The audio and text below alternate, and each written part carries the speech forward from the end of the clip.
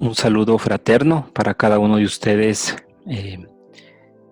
Vamos a continuar en esta nueva sesión del aula de oratoria.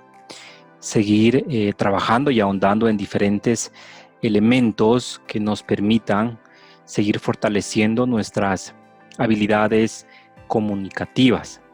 Hemos hecho ya un trabajo en la plataforma. La idea es que nos permita les permita a ustedes tener un bagaje de elementos, de herramientas para tener más claro cómo transmitir una idea de manera eficaz, cómo trabajar con las diferentes audiencias a las que ustedes pues se enfrentarán en algún momento, quizás ya en algunos casos lo han podido realizar.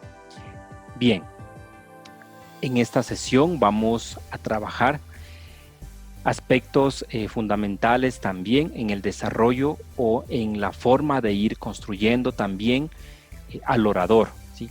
Hemos tenido la oportunidad, seguro en nuestra experiencia de vida, de ver diferentes formas de comunicar ideas.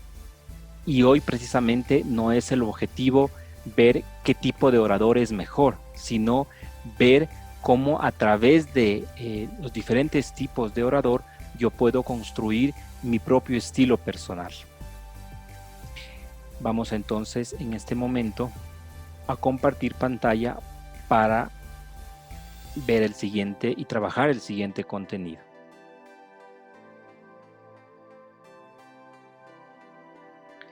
Bien, tenemos nosotros 4 tipos de oradores. Tenemos el orador reservado, agresivo, simpático y práctico.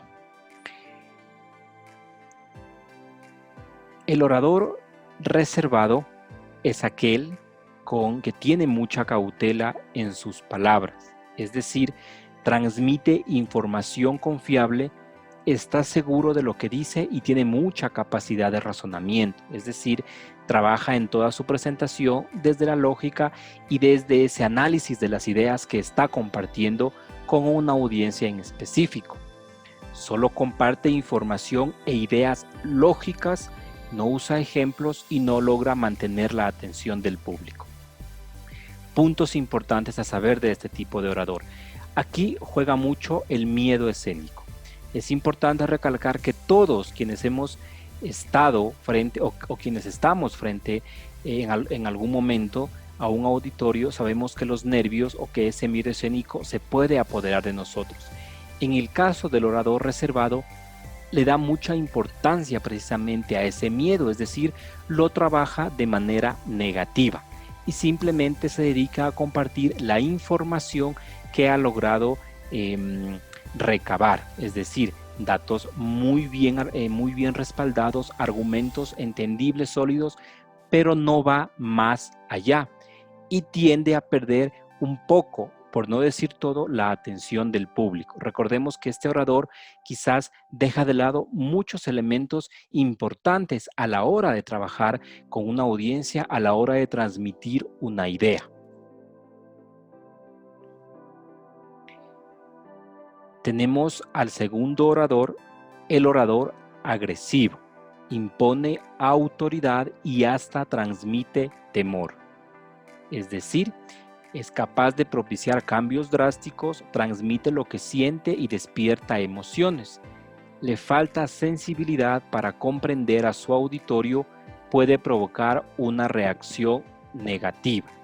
Es decir, son de aquellas personas o de aquellos oradores que al estar o al subirse a un escenario logra captar la atención de su audiencia en un primer momento y de manera radical.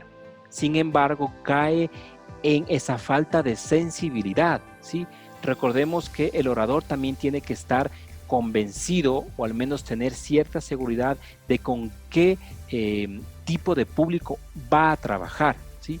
Este orador logra generar ciertas emociones, pero quiere quizás recalcar solamente aquellas cosas negativas o quiere que su idea sea comprendida o sea entendida o sea aceptada por la razón de que la está diciendo pues esta persona, cuando no es así. Recordemos que debemos debemos comprender al público. Si un orador nunca puede violentar con sus ideas a la audiencia o a las personas que lo están escuchando, porque como dice aquí, terminada nuestra exposición, nuestra presentación, podemos dejar un malestar y provocar una reacción negativa. Es decir, este orador va a generar un aprendizaje en el auditorio, pero bajo elementos de muy autoritarios, ¿sí? Cuando eso tampoco es el objetivo de la oratoria o de una persona que pretende transmitir una idea o dar un mensaje. Tenemos al orador simpático. Inspira con su carisma, es humorista, entretiene a su auditorio y los mantiene atentos. No suele transmitir un mensaje claro, no persuade fácilmente y tiende a perder el objetivo del discurso. Sin duda, ver a una persona en un escenario o mientras está transmitiendo ideas o un mensaje con una sonrisa en el rostro va a generar esa confianza y va a generar esa accesibilidad a que sea escuchado. Sin embargo, muchas de las veces este orador tiende a poner como punto principal el humor y muchas de las veces puede caer en ese humor que es impuesto y puede perder a su audiencia antes que ganarla en un primer momento, que debe ser siempre el objetivo si hablamos ya de una estructura en el momento que vamos a transmitir una idea. Logra persuadir fácilmente, pero tiende a perder ese objetivo del discurso. Recordemos que el orador tiene que tener claro ese objetivo, tiene que entender y saber qué es lo que va a hacer y por qué está frente a una audiencia. Quizás este orador se pierde mucho en el humor, ¿sí? Que no vamos a decir que está mal, es importante, pero no es lo principal es el mensaje, es los argumentos, es esa capacidad de persuadir y evidentemente mover a la acción. Finalmente tenemos el orador práctico. Se da a entender fácilmente, es claro en su mensaje y tiene facilidad para motivar y persuadir al público. No siempre es preciso con la información que comparte y suele usar unas palabras por otras. Es decir, tiende a cambiar algunos términos que pueden denotar una no claridad en el momento de transmitir o de comunicar una idea. Quizás es una desventaja en el orador práctico. Sin embargo, un elemento fundamental que este orador logra tener muy fuerte y es que trabaja desde la motivación y por ende empieza de una manera correcta hacia la persuasión, es decir, tiene claro que la persuasión es la mejor manera de que su idea sea aceptada sin violentar a su audiencia, y eso precisamente es lo que todo orador debe aspirar, ¿no es cierto? Es importante eso.